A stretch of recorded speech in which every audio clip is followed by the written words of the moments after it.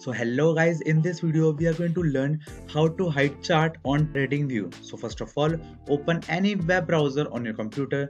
Let's say you want to choose Google Chrome, then you can open it, and you can even choose any other web browsers out there in the market, and then search for tradingview.com.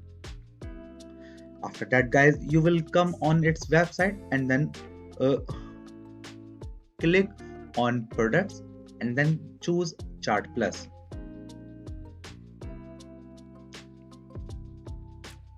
So as you can see guys, we have come on the chart page, and now you can see the chart right here, but you want to hide it. So what you will do, you have to click on the stock name, and then you guys will see this I button right here.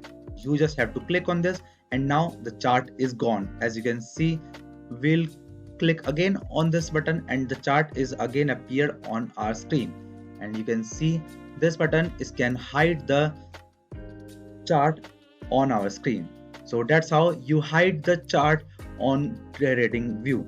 So that's it for the video guys. If you find this video helpful, then make sure to share it with your friends and also subscribe to our channel to watch more future videos. And thanks for watching.